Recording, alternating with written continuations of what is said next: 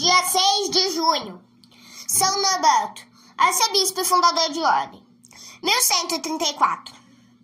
Xanten, pequena cidade do Ducado de Cleve, é a terra de São Norberto, que viu a luz do mundo em 1080.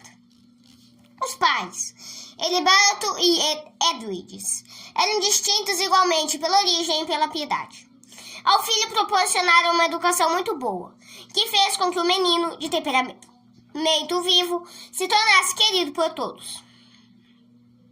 Chegando à idade em que devia escolher o estado de vida, Norberto escolheu o serviço eclesiástico.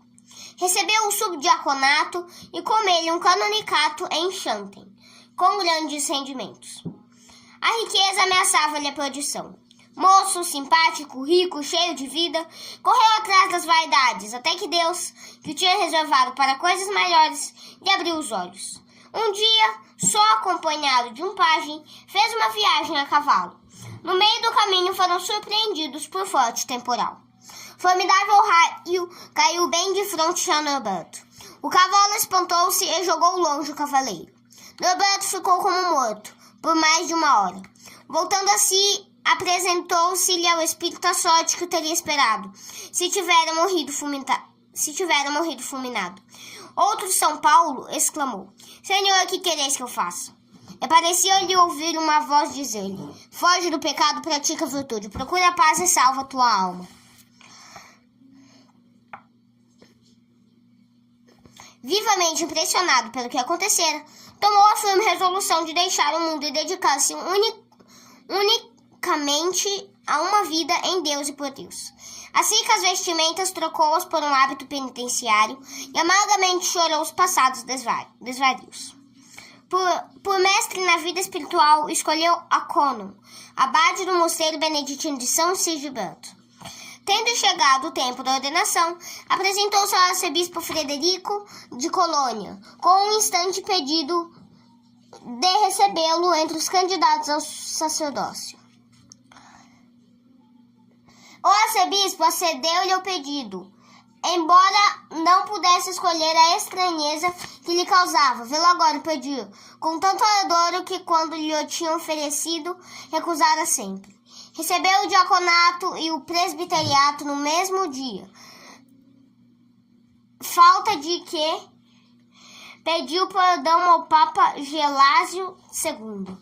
Ordenado sacerdote, voltou à abadia de São Sigisberto, onde a preparação à primeira missa fez um retiro espiritual de 40 dias sob a direção do abade Conon. Passado este tempo, voltou a Xanten, para ocupar o lugar entre os cônegos da igreja. Estes lhe pediram que pregasse o sermão por ocasião da missa solene, numa festa que se celebrava. Norberto falou sobre as vaidades do mundo e a brevidade da vida, com uma eloquência tal que muitas pessoas se converteram. Muitas vezes dirigiu a palavra eloquente aos confrades, exortando e conjurando-os que não se ocupassem de outra coisa a não ser da glória de Deus e da própria salvação. Alguns deles se irritaram com isto e voltaram de ódio. Um dos sacerdotes chegou até o ponto de cuspir-lhe na cara, afronta que Norberto com a maior calma sofreu. Para impedir que continuasse a pregar, levaram denúncias ao abade Conon, ao arcebispo e ao legado apostólico, incriminando-o principalmente de ter usurpado direitos que não lhe competiam e usado de vestes que discordavam das usuais. Norberto, porém, também se defendeu que a acusação reverteu em confusão para os inimigos. Para não ser mais alvo dos dados das almas invejosas, resolveu ausentar-se por algum tempo. Procurou o arcebispo de Colônia, em cujas mãos depositou todos os seus benefícios e rendimentos. Em seguida, vendeu todos os seus bens e deu dinheiro aos pobres. Sabendo que o Papa Gelásio se achava em São Gilles, na Provença, para lá se dirigiu e obteve a licença da pregação. A palavra ardente respondia-lhe à vida austera. Andava sempre descalço, vestia-se pobremente e jejuava com todo rigor. De toda parte afluíam os fiéis para ouvir as prédicas, e numerosas eram as conversões por elas causadas. Os habitantes de Valecines pediram-lhe que permanecesse mais tempo com eles. Norberto, que a princípio não tencionava atender este pedido, viu-se obrigado a fazê-lo pela doença grave e morte de 3 companheiros. Um dos primeiros homens que se lhe confiaram a direção foi o venerável Hugo de Fosses, ex-mulher do bispo de Cambrai. Mais tarde veio-lhe a seu biógrafo e primeiro sucessor no governo do mosteiro. Premonstratum. Pratum monstratum premontre. O Papa Calixto II, sucessor de Gelásio II, convocou um concílio em Reims, com o intuito de nele serem estudados os meios de debelar os grandes males que naquele tempo oprimiam a igreja. Norberto se apresentou ao Papa com o pedido de poder continuar com a pregação em toda parte do mundo cristão. Com aquela época coincide também a fundação da sua ordem, na diocese de Laon.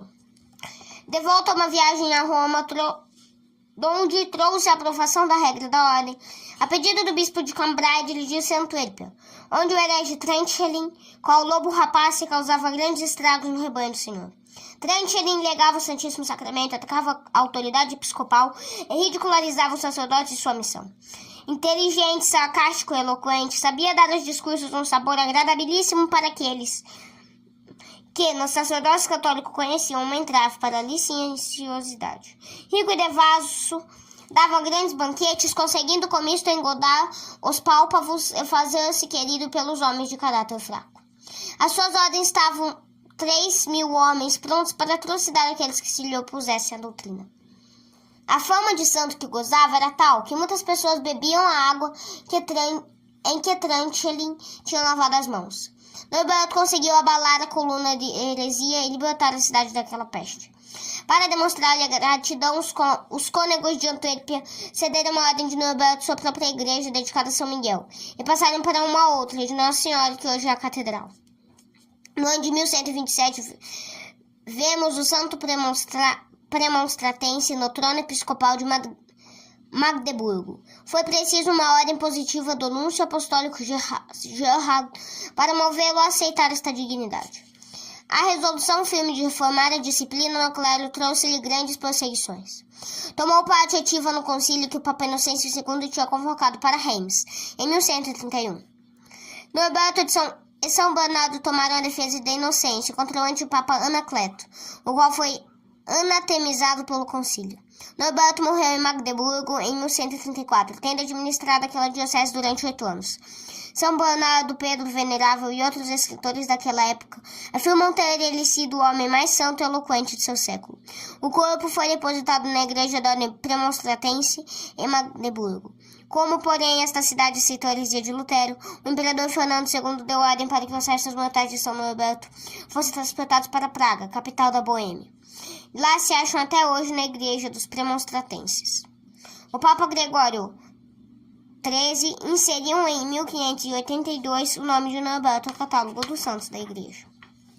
Reflexões. São Norberto, que na mocidade ia atrás das vaidades e loucuras do mundo, converteu-se em consequência de um raio que o derrubou, deixando-o sem sentidos. O maior obstáculo que se opõe à obra da santificação de uma alma é geralmente a esperança e o desejo de achar a felicidade nos bens visíveis e passageiros do mundo. Não afã de possuí-los, a alma afasta-se cada vez mais do seu último fim, que é Deus. Enquanto não sobreviver uma grande decepção, o homem entrega-se de corpo e de alma ao trabalho de garantir-se a posse desses bens. Quando em lugar dos almejados prazeres aparece uma decepção dolorosa, a alma acorda como de um profundo sono e compreende que está no caminho errado. Esta desilusão é, para muitos, o primeiro passo à conversão. Pela tribulação, pelo sofrimento é que Deus chama o pecador e assim procedendo faz-lhe uma grande caridade. Quem ama os prazeres do mundo e as vaidades deve, como São Norberto, trilhar o caminho da penitência e da mortificação, cortar os laços que o prendem ao espírito do século. Grande é o sacrifício, dolorosa a separação, mas certa também é a recompensa, a paz da alma em Deus.